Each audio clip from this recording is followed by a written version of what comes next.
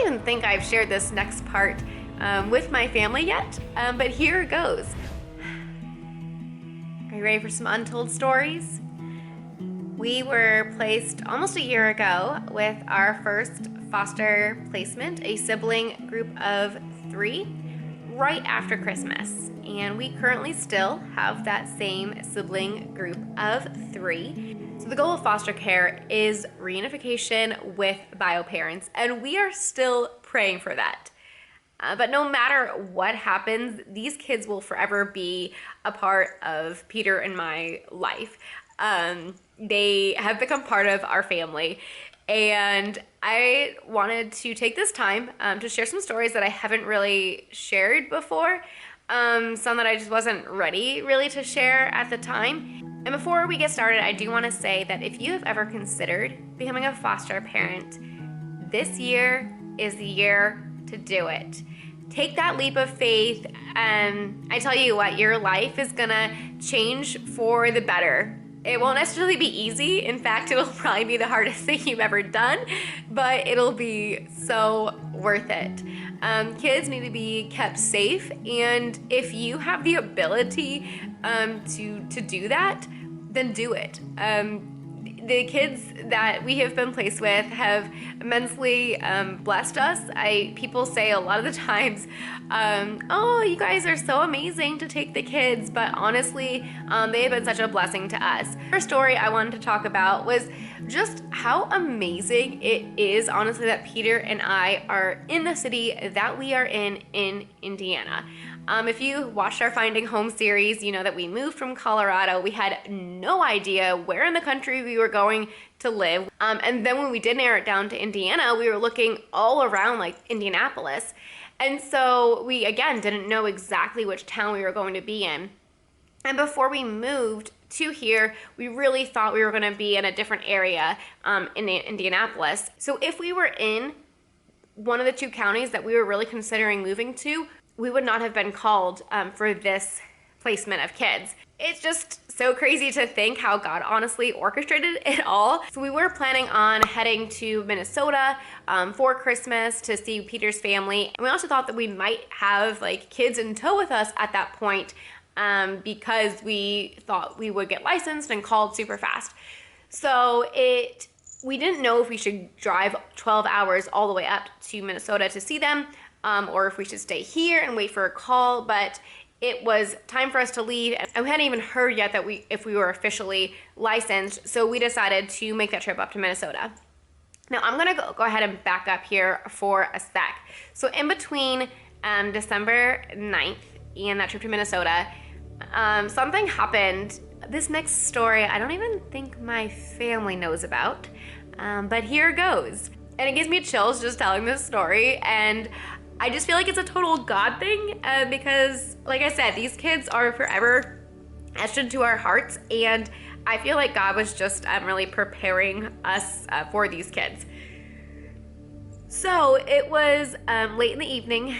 We were trying to go to sleep, and I couldn't sleep. And I normally am the kind of person that when my head hits the pillow, I am out. So I could not sleep. And I got this overwhelming sense of dread. And I just started sobbing. And Peter's like, what is wrong? And I just said, there's something happening to our kids right now. And in that moment, I just felt absolutely helpless. Because I knew that any kid that was going to be placed in our home was going to have to go through something traumatic to get here. And I just felt in my spirit that something terrible is happening to them right now. And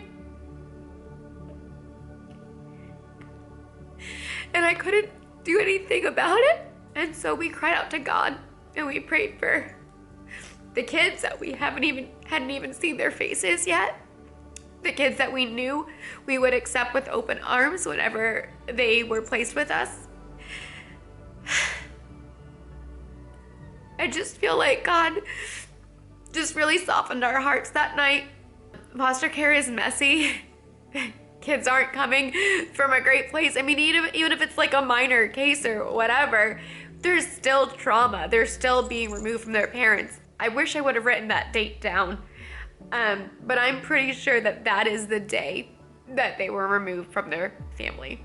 So for God to give me that glimpse into what was happening was just really amazing. I did turn my phone on that night because although we weren't technically licensed to parent, I really felt like it was the kids that we were supposed to be placed with that were going through something. They were placed with another foster family for 2 weeks before they did come to us, before our license was actually approved and everything. So pretty crazy.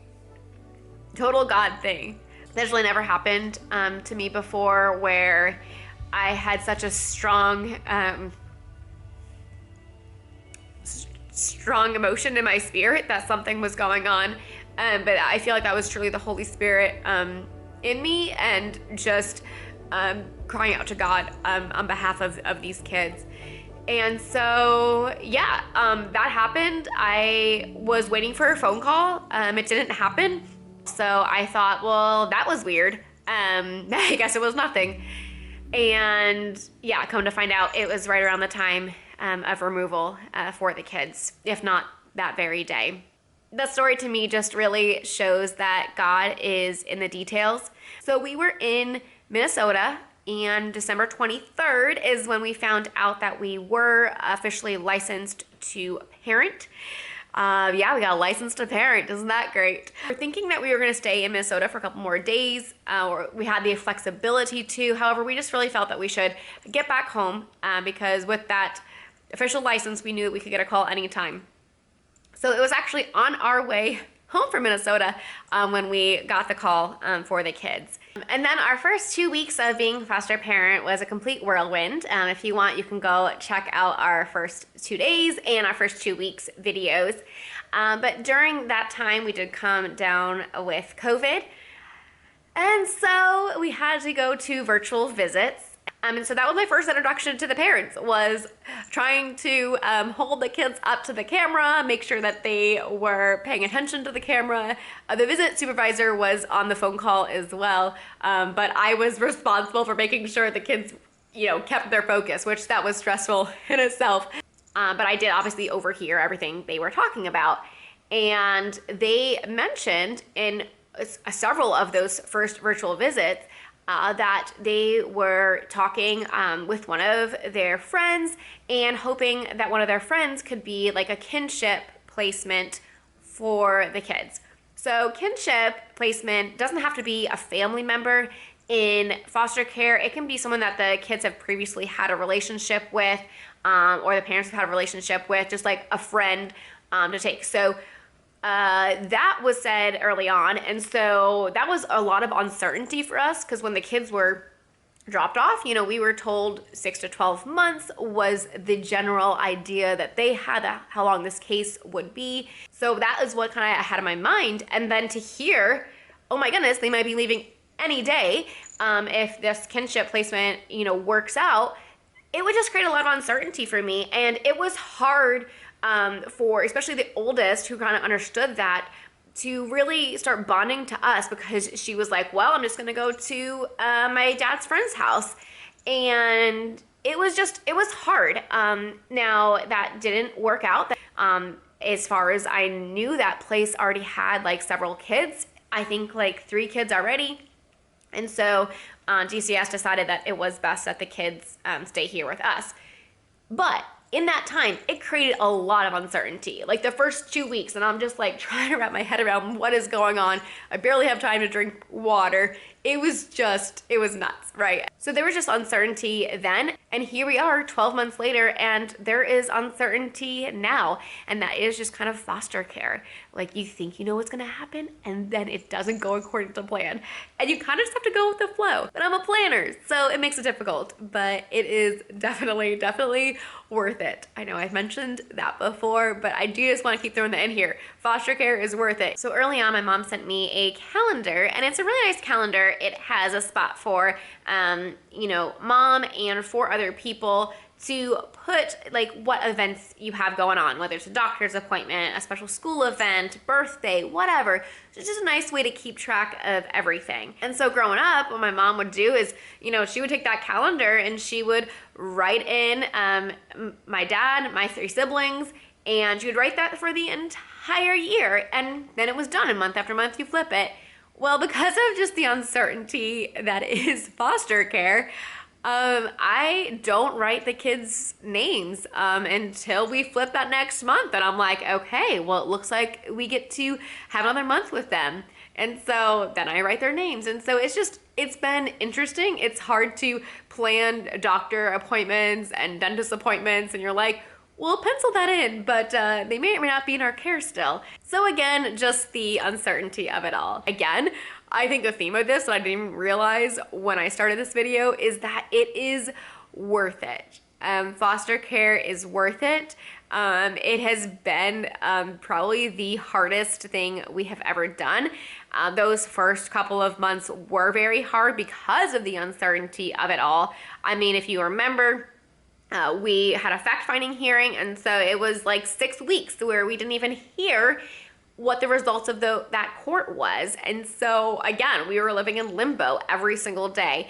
And so yes, that has probably been the most difficult, is just the unknown, which honestly is the most difficult part of life, just the unknown. You plan and you think this is gonna happen, and then it doesn't happen. So those are a couple of the untold stories of our first foster placement and those first couple of weeks. So I hope that you enjoyed this video, and if there's any other topics that you would like us to discuss, please leave a comment below. And we wish you and your family a very, very Merry Christmas.